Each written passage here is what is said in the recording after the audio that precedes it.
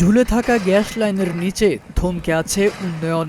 দীর্ঘদিন ধরে ঝুঁকিপূর্ণ গ্যাস সংযোগ অপসারণ না হওয়ায় কিশোরগঞ্জ শহরের একরামপুর থেকে সতাল পর্যন্ত প্রায় ১ কিলোমিটার সড়কের নির্মাণ কাজ বন্ধ হয়ে আছে। প্রতিদিন এই ঝুঁকিপূর্ণ গ্যাস লাইন যে কোনো সময় বড় ধরনের দুর্ঘটনার আশঙ্কা তৈরি করছে। এতে চরম বিপাকে পড়েছেন স্থানীয় বাসিন্দা ও গ্যাস গ্রাহকরা। আমরা এই গ্যাস নিয়ে খুব দুর্ভোগের মধ্যে আছি। আমাদের রান্না বান্না কিছুই করা যায় না। দিনের বেলা গ্যাসের চাপ থাকে না, রাতে 12টার আগে গ্যাস আসে না, আবার ভোর 5টার দিকে আবার গ্যাস চলে যায়। তখন আর আমাদের কোনো রান্না বান্না করার কোনো সুযোগ থাকে না। এইভাবে তো আর আমাদের নিত্য দিন চলতে পারে না। গ্যাসের জন্য আমাদের বাচ্চা কাচ্চা সকালবেলা না খাইয়ে যেতে হয় স্কুলে, এবং আমাদের সতাল এলাকায় রাস্তার সাইডে যে লাইজারগুলি আছে, এই লাইজারগুলিও গ্যাস অফিস কর্তৃপক্ষ সরাচ্ছে না। কিন্তু এগুলি আমরা আবেদন করতে চাচ্ছি, সরানোর জন্য যাচ্ছি। ওরা বলতেছে যে জনপ্রতি 50,000 টাকা করে লাগবে। এসব ঝুঁকিপূর্ণ গ্যাস লাইন অপসারণের জন্য সড়ক ও জনপথ বিভাগ কিশোরগঞ্জ একাধিকবার তিতাস গ্যাস কর্তৃপক্ষকে চিঠি দিলেও উল্টো সড়ক বিভাগের কাছে 1.5 কোটি টাকা দাবি করেছে তিতাস গ্যাস কর্তৃপক্ষ। এমনটাই অভিযোগ সড়ক বিভাগের। পাশাপাশি গ্যাস লাইন সরাতে প্রতি গ্রাহকের কাছ থেকে 60,000 টাকা করে দাবি করা হচ্ছে বলেও অভিযোগ করেছেন প্রায় 1.5 শতাধিক গ্যাস গ্রাহক। প্রতিটা ফ্যামিলিতে ঝগড়া বিবাদের সৃষ্টি হচ্ছে গ্যাসের কারণে। আমরা প্রতিনিয়ত গ্যাস অফিসে যাই, তাদের কোনো টনক নয় না বলে সরকারে সারা বাংলাদেশে গ্যাসের চাপ নাই। অথচ আমাদের শহরের বিভিন্ন এলাকায় 32, করমকুটি, নগুয়া, সব দিকে সুলাকিয়া গ্যাসের চাপ আছে, বাট আমাদের এখানে গ্যাসের কোনো চাপ নাই।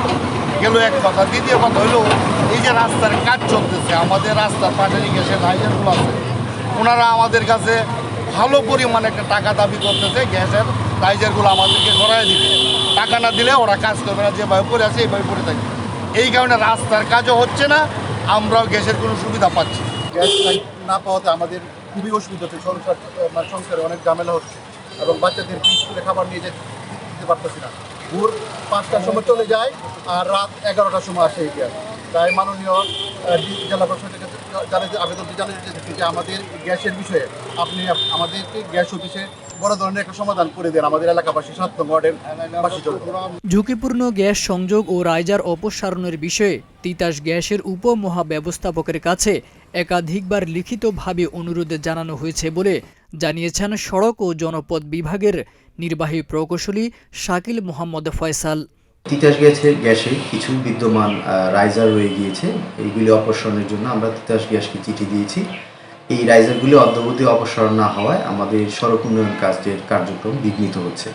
এই বিষয়ে আমরা যোগাযোগ করেছি এবং আমরা আশা করি খুব দ্রুতই তিতাস গ্যাস কর্তৃপক্ষ রাইজারগুলি অপসারণ করে দেবে। তবে সড়ক বিভাগের কাছে অর্থ দাবি করার বিষয়টি স্বীকার করলেও গ্রাহকের কাছ থেকে কোনো টাকা চাওয়ার অভিযোগ অস্বীকার করেছেন তিতাস গ্যাসের উপমহাব্যবস্থাপক মোশাররফ হোসেন। ওই ধরনের কোনো সুযোগ নেই, কারোর টাকা দিয়ে যে কাজ করে ফেলবে এটা অফিসিয়াল প্রসিডিউর অনুসারে কাজ হবে। ওরা টাকাটা ব্যাংকেই জমা দেবে, যে টাকা লাগবে এমটিও হবে, এটা সরাসরি তাদেরকে আমরা রিসিপ্ট দিব, ওই টাকা দিব। এবং 1.3 একজন ঠিকাদার তারা নিয়োগ দিবে, ওই ঠিকাদারের মাধ্যমে তারা বাকি কাজগুলো সম্পন্ন করবে। কাজে এখানে টাকা পয়সা দেওয়া বা নেওয়ার কারো কোনো সুযোগ আছে বলে আমার মনে হয় না আর কি। আর কেউ যদি দেয় তার নিজ উদ্যোগে দিবে, এটা আমার কাছে আসুক, আমি তাদেরকে বুঝাই দেবো। কয়েকজন ফোন দিচ্ছে আমাকে, আমি বলছি কেন টাকা দিবেন আপনি, টাকা পয়সার তো কোনো ইস্যু নাই এখানে।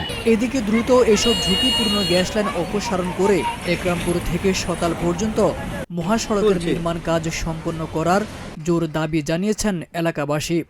তাদের মতে দেরি হলে যে কোনো সময় ভয়াবহ দুর্ঘটনা ঘটতে পারে। তারেক আজিজ খান, প্রজন্ম 24।